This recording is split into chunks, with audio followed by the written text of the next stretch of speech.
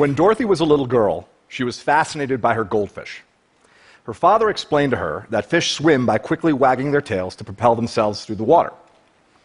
Without hesitation, little Dorothy responded, "Yes, Daddy, and fish swim backwards by wagging their heads." In her mind, it was a fact as true as any other. Fish swim backwards by wagging their heads. She believed it. Our lives are full of fish swimming backwards. We make assumptions and faulty leaps of logic. We harbor bias. We know that we are right and they are wrong. We fear the worst. We strive for unattainable perfection. We tell ourselves what we can and cannot do. In our minds, fish swim by in reverse, frantically wagging their heads, and we don't even notice them. I'm going to tell you 5 facts about myself. One fact is not true. 1, I graduated from Harvard at 19 with an honors degree in mathematics. 2, I currently run a construction company in Orlando. 3, I starred on a television sitcom. 4, I lost my sight to a rare genetic eye disease. 5, I served as a law clerk to 2 U.S. Supreme Court justices. Which fact's not true? Actually, they're all true. Yeah, they're all true.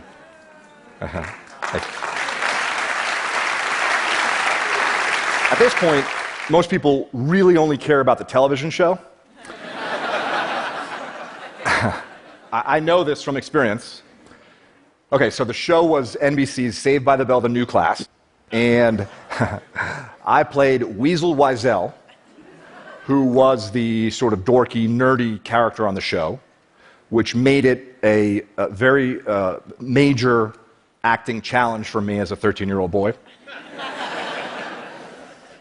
Now, did you struggle with number 4, my blindness? Why is that? We make assumptions about so-called disabilities. As a blind man, I confront others' incorrect assumptions about my abilities every day. My point today is not about my blindness, however. It's about my vision. Going blind taught me to live my life eyes wide open. It taught me to spot those backward swimming fish that our minds create. Going blind casts them into focus. What does it feel like to see? It's immediate and passive. You open your eyes and there's the world. Seeing is believing, sight is truth, right? Well, that's what I thought. Then, from age 12 to 25, my retinas progressively deteriorated. My sight became an increasingly bizarre carnival funhouse hall of mirrors and illusions. The salesperson I was relieved to spot in a store was really a mannequin.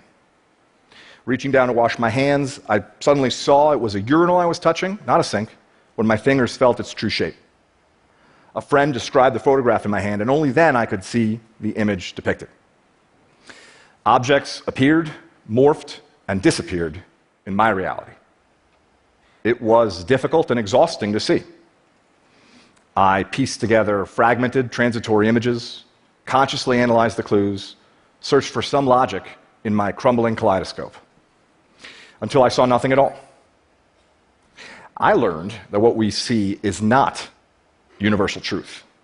It is not objective reality. What we see is a unique, personal, virtual reality that is masterfully constructed by our brain. Let me explain with a bit of amateur neuroscience. Your visual cortex takes up about 30% of your brain. That's compared to approximately 8% for touch and 2 to 3% for hearing. Every second, your eyes can send your visual cortex as many as 2 billion pieces of information. The rest of your body can send your brain only an additional billion. So sight is 1/3 of your brain by volume and can claim about 2/3 of your brain's processing resources. It's no surprise then that the illusion of sight is so compelling. But make no mistake about it, sight is an illusion. Here's where it gets interesting. To create the experience of sight, your brain references your conceptual understanding of the world, other knowledge, your memories, opinions, emotions, mental attention, all of these things, and far more, are linked in your brain to your sight. These linkages work both ways and usually occur subconsciously. So, for example, what you see impacts how you feel, and the way you feel can literally change what you see. Numerous studies demonstrate this. If you are asked to estimate the walking speed of a man in a video, for example, your answer will be different if you're told to think about cheetahs or turtles. A hill appears steeper if you've just exercised, and a landmark appears farther away if you're wearing a heavy backpack. We have arrived at a fundamental contradiction. What you see is a complex mental construction of your own making, but you experience it passively as a direct representation of the world around you. You create your own reality and you believe it. I believed mine until it broke apart. The deterioration of my eyes shattered the illusion. You see, sight is just one way we shape our reality.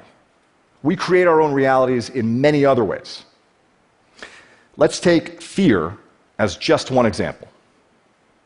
Your fears distort your reality. Under the warped logic of fear, anything is better than the uncertain. Fear fills the void at all costs, passing off what you dread for what you know, offering up the worst in place of the ambiguous, substituting assumption for reason. Psychologists have a great term for it, awfulizing. Right? Fear replaces the unknown with the awful. Now, fear is self-realizing. When you face the greatest need to look outside yourself and think critically, fear beats a retreat deep inside your mind, shrinking and distorting your view, drowning your capacity for critical thought with a flood of disruptive emotions. When you face a compelling opportunity to take action, fear lulls you into inaction, enticing you to passively watch its prophecies fulfill themselves. When I was diagnosed with my blinding disease, I knew blindness would ruin my life. Blindness was a death sentence for my independence. It was the end of achievement for me. Blindness meant I would live an unremarkable life, small and sad, and likely alone. I knew it. This was a fiction born of my fears, but I believed it. It was a lie, but it was my reality, just like those backward swimming fish in little Dorothy's mind. If I had not confronted the reality of my fear, I would have lived it. I am certain of that. So, how do you live your life eyes wide open? It is a learned discipline. It can be taught. It can be practiced. I'll summarize very briefly. Hold yourself accountable for every moment, every thought, every detail. See beyond your fears, recognize your assumptions, harness your internal strength, silence your internal critic, correct your misconceptions about luck and about success, accept your strengths and your weaknesses and understand the difference. Open your hearts to your bountiful blessings. Your fears, your critics, your heroes, your villains, they are your excuses, rationalizations, shortcuts, justifications, your surrender. They are fictions you perceive as reality. Choose to see through them. Choose to let them go. You are the creator of your reality. With that empowerment comes complete responsibility. I chose to step out of fear's tunnel into terrain uncharted and undefined. I chose to build there a blessed life. Far from alone, I share my beautiful life with Dorothy, my beautiful wife, with our triplets, whom we call the Tripskis, and with the latest addition to the family, sweet baby Clementine. What do you fear? What lies do you tell yourself? How do you embellish your truth and write your own fictions? What reality are you creating for yourself? In your career and personal life, in your relationships, and in your heart and soul, your backward swimming fish do you great harm.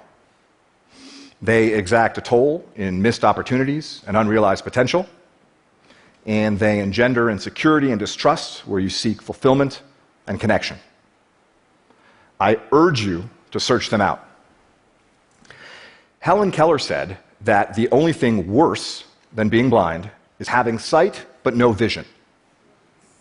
For me, going blind was a profound blessing because blindness gave me vision. I hope you can see what I see. Thank you.